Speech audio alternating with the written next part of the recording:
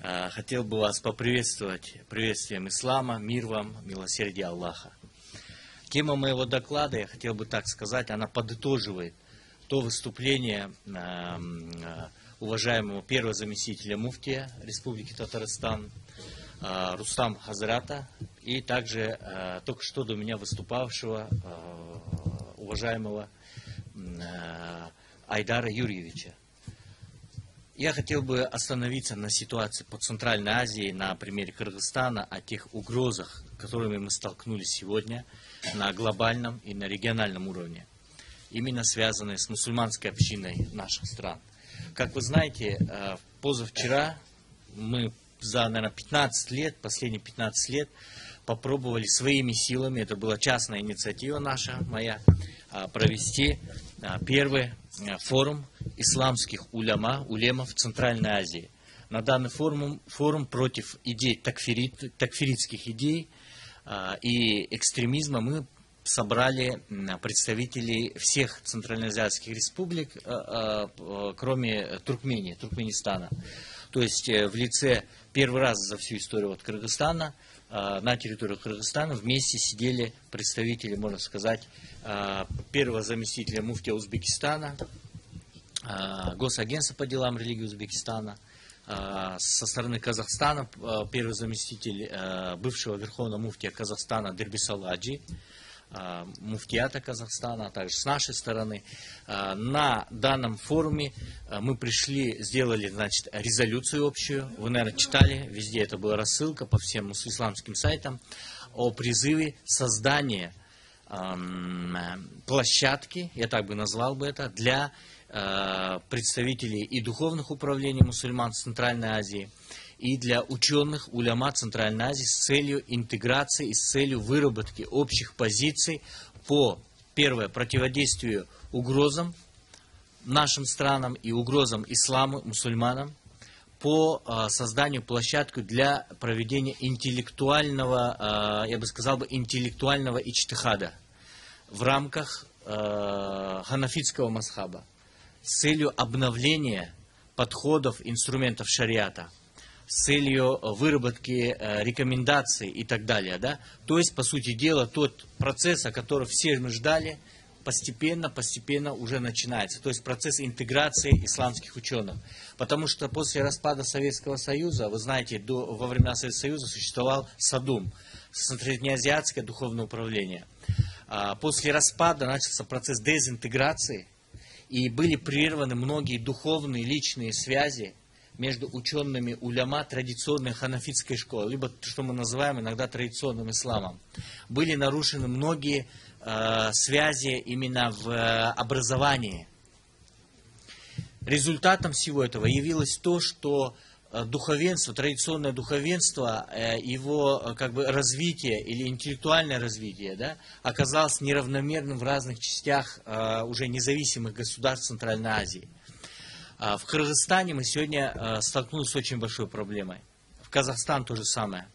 Когда многие наши молодые граждане, выезжая за рубеж получения образования, приезжая, зачастую привозя с собой либо нетрадиционные идеи, либо даже деструктивные какие-то идеологии, на наших территориях началось развиваться различные течения деструктивного характера, не имеющие даже ничего общего с исламом. Да? То есть это ахмадитская община, Ахмадия, да? Кадьяния ее называют иногда, другие течения, вплоть до такфиритских направлений.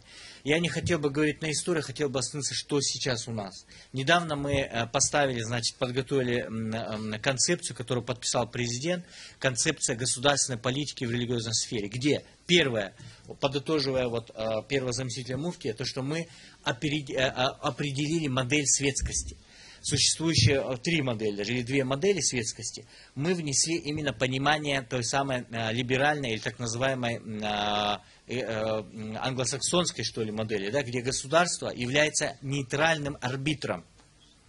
То есть оно конфессионально нейтрально, раз. Второе, государство на основе социальной значимости может определять в двустороннее сотрудничество с тем партнером, который больше вносит вклад в социальное развитие общества, страны, историческое и так далее.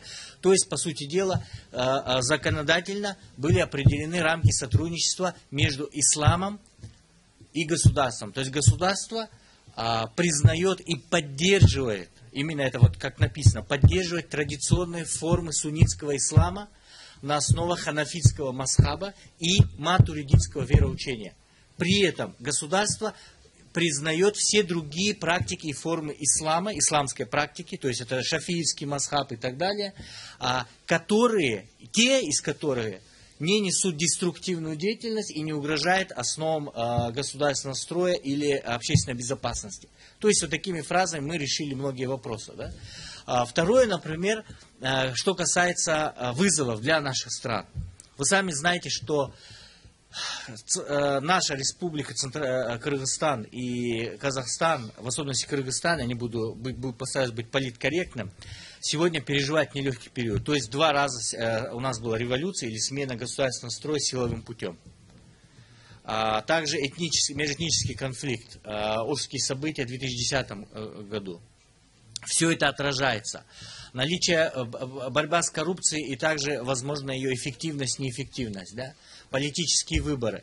Это все отражается, первое, на падении авторитета светских институтов власти. Сегодня в Кыргызстане очень опасная ситуация в том плане, что доверие со стороны населения к светским институтам власти, оно подорвано, оно очень низкое, на очень низком уровне. Понимаете? Второе, что это может заменить? Традиционное духовенство. Также низкий авторитет. Авторитет упал. То есть частые скандалы, связанные с коррупционными схемами по хаджу, другие вопросы, невозможность или неумение традиционных представителей мечети ответить на современные вопросы, в том числе и политические, приводит к тому, что молодежь начинает искать эти ответы в других, более радикальных организациях или политических организациях типа Хизбут Тахрир. И получается так, что сегодня у нас ощущается сильный кризис. Да? Третья проблема общая, это, я бы сказал, интеллектуальный кризис. Кризис нехватки, дефицит интеллектуальных кадров. По сути дела, у нас нету не просто исламской интеллигенции или исламских интеллектуалов. У нас сегодня нету, мы переживаем кризис светской интеллигенции, национальной интеллигенции. Вы знаете, внутренняя миграция, внешняя миграция в Россию, в Соединенные Штаты. Практически вывоз или выезд всех умов, да? И по сути дела, сегодня мы имеем, что имеем, это большие угрозы, вызовы, касающиеся именно внутренних причин, да? Вот. Безработица, коррупция в судах, недоверие судебной власти и так далее. Это приводит даже к тому, что появляются элементы, которые самостоятельно, параллельно, можно сказать, вводят на анклавных территориях где-то, вводят определенные инструменты шариатского права или шариатских судов, прототип шариатских судов по своему усмотрению, да? То есть в основном это криминальные элементы, которые, как говорится, исповедуют ислам, да, мусульмане. Вот. Опасность в тюрьмах. Опасность быстрой радикализации. Сегодня, после начала сирийского фитны в Сирии, то есть гражданской войны в Сирии, с 2011 году у нас не было ни одного кыргызстанца на территории Сирии. Потом начался рост выезжающих, было обнаружено в 2012 году 8-9 человек. Сегодня эта цифра за 3-4 года достигла 230 человек. Официальные данные, тех, которых установили. 33 человека погибших, среди них женщины, в боевых действиях на территории Сирии и Ирака, в Даиш, да, исламское государство так называемое. На территории сегодня центральной Афганистана, Пакистана, очень много, как они себя называют, мухаджиров, да, которые выезжают и вливаются в различные террористические или экстремистские организации, которые нацелены на Центральную Азию. Да. На территории Сирии и Ирака создано целое направление, Мавранахр называется, да, или Хорасан, как они называют его.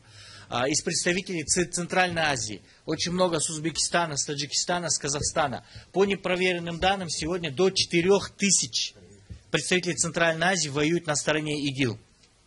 До 4000. Это непроверенные данные. Уже мы не можем, не просто мы контролируем эту ситуацию, как власти стараются контролировать, но выезд продолжается и продолжается.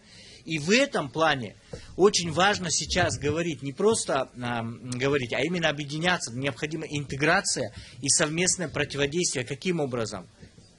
Интеллектуально. Потому что подготовка кадров. Необходимо именно, что мы называем, создание интеллектуальных институтов. Именно не просто готовить молдо, да, мулла, который может выполнять джаназа намаз, говорить по фикху и так далее, а именно где-то прорабатывать уже политическую где-то часть, социальную я имею в виду часть, которые могли бы быть имамами для своего народа, просветителями. Потому что у нас есть молдо, но нету имамов в плане просветителей, реформаторов. Очень опасная тенденция существует для Центральной Азии, связана с геополитической борьбой. Столкновением между большими игроками региональными, например, Россия и Соединенные Штаты, да, Китай влезает, Турция, другие страны. На территории Центральной Азии, Центральная Азия сегодня это площадка для геополитической борьбы. Это все, конечно, может привести к дестабилизации, особенности на ферганском направлении. То есть между Узбекистаном, Казахстаном и Таджикистаном. Да? Сегодня очень много мусульман у нас. Но проблема, конечно, стоит в вопросах платка, светскости, та же самая. Да? Почему? Потому что не каждый по-своему трактует понятие светскости модели. И несмотря на быстрый рост реисламизации, до сих пор существует опасная тенденция к расколу общества, гражданского общества на части так называемых религиозных столкновений ценностей, исламских ценностей системы и системы светских ценностей. Вопрос, то, что вы поднимали, платка, он очень актуальный, да? Даже для всех наших стран. Вопросы многоженства, то же самое. И это все, как калька накладывается, и просто взрывоопасность идет уже к тому, что граждане, не имеющие высшего образования, а сегодня уже падает и у нас и светское образование, школьное образование падает. Это все ведет к тому, что, попадая под влияние деструктивных идеологий, идет очень быстрая радикализация, где верующие могут воспринимать шаги государства или направление, например, неправильное толкование светскости, как видеть в государстве и в государственной политике как антиисламское что-то, да? Это очень опасная тенденция. И этот процесс идет, и не у нас только, во всех республиках стран. То есть мы говорим о том, что начинается процесс десекуляризации общества. А ответ ислам не может дать. Второе, например, понятие, например, информационных войн. Мы говорим о том, что через средства массовой информации, к сожалению, наша пресса, журналисты не всегда могут, не имея представления хорошее об исламе, иногда подают неправильную картинку из-за незнания, возможно, и так далее, что это приводит к искажению картинки об исламе. То есть, по сути дела, через средства массовой информации показывается другая картинка ислама. И проблема то, что наши верующие начинают все больше воспринимать ислам даже, да, что это черно-белое только. Да? Либо ты с нами, либо против нас. И на этом фоне очень быстрый рост идет, рост салафизации среди русскоязычного населения. Я имею в виду кыргызов, городских, говорящих на русском языке, идущие в салафитские движения, джаматы. Среди них есть те, которые более умеренные, и есть появились уже те, которые дали присягу или поддерживают идеологию такфиризма, идеологию халифата, ИГИЛ. Уже есть давшие присягу Абу Бакр Багдади. Проблема следующего характера — Хизбут Тахрир, который имеет внешний центр управления. У нас в Кыргызстане начался раскол Хизбут Тахрир. По этническому признаку, на узбеков, кыргызов и так далее.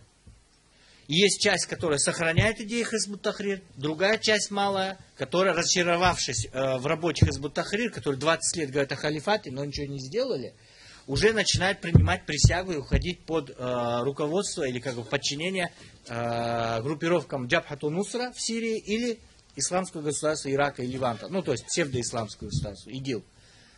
Ситуация, я сказал бы так, она, не скажу, что прям можно исправить, но она очень ухудшается с каждым годом. В прошлом году ситуация была намного лучше. И сейчас как бы мы стоим перед большими вызовами. И в этом плане мы, конечно, нуждаемся в помощи взаимной, где-то обмен мнениями, советом, опытом между как и республиками Центральной Азии, да, в объединении усилий ученых.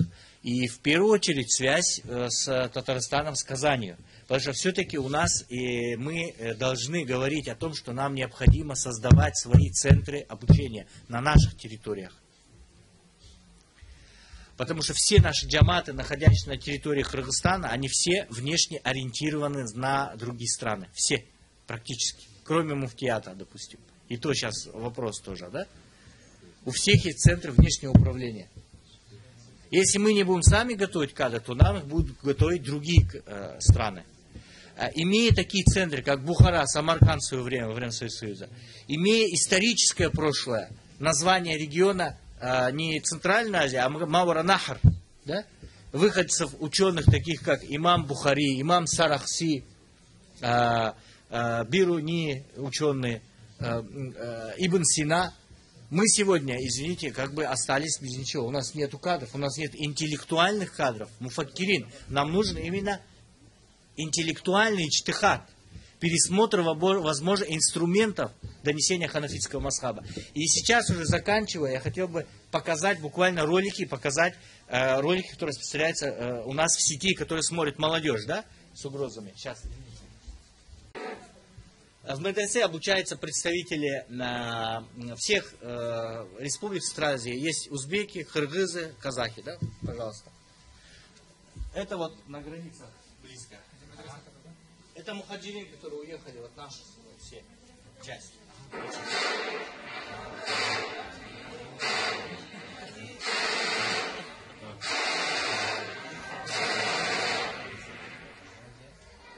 رتل وزيد من منهل القرآن واقرأ وحل نشوة الإيمان ما أنت للتقصير والهذيان من عباد للمؤمن قال ما Просто короткий, чтобы время не забирать. Возвращение казахов. Это вот казахский джамат на территории Ирака, ИГИЛ. Гости халифата, да?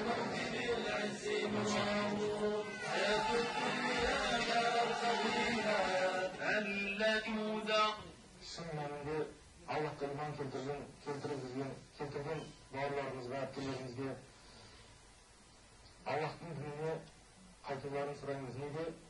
O'tgan vaqtda Это угроза сотрудникам ДНР.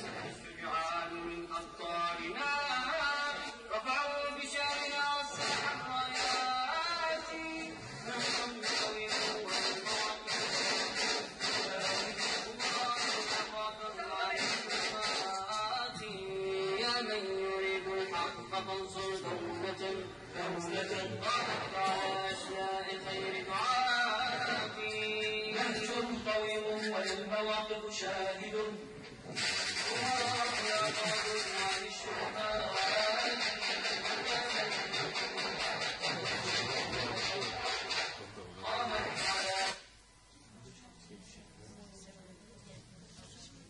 Lebanon, Iraq and Iran. The only foreign intervention on the ground on the rebel side like these young volunteers from Central Asia. It's from Central Asia.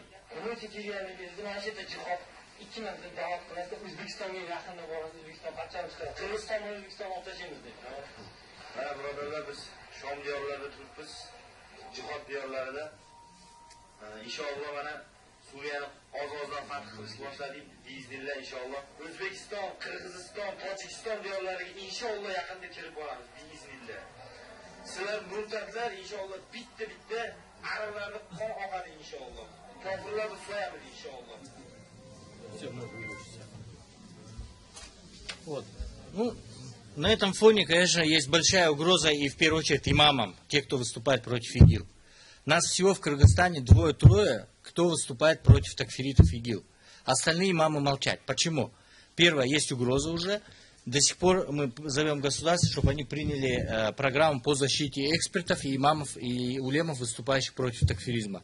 До сих пор это не сделано, к сожалению. То есть своими силами сейчас пока вот что, как выступаем, что-то делаем. Поэтому мы хотели бы иметь очень близкие связи, посылать наших ребят, может быть, да, на быстрые курсы и так далее, именно по интеллектуально, чтобы они получали образование. Потому что исторически Казань, наша вся первая интеллигенция, вы знаете, элита Кыргызстана, кыргызов в царскую еще Россию получали знания здесь. У нас все книги татарские, казанские были, старые, да? То есть нам необходимо объединять усилия именно по интеллектуальному иджтихаду, именно поддержке друг друга. Спасибо большое. И вот я хотел книгу тоже подарить. Это спецпособие по исламу, специально для правоохранительных структур и органов силовых ведомств Кыргызской Республики. Она распространяется бесплатно для милиции и для армии. Рахмат.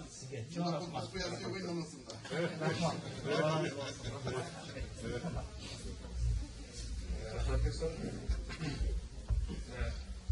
Bizim şahitler, plenар отырыш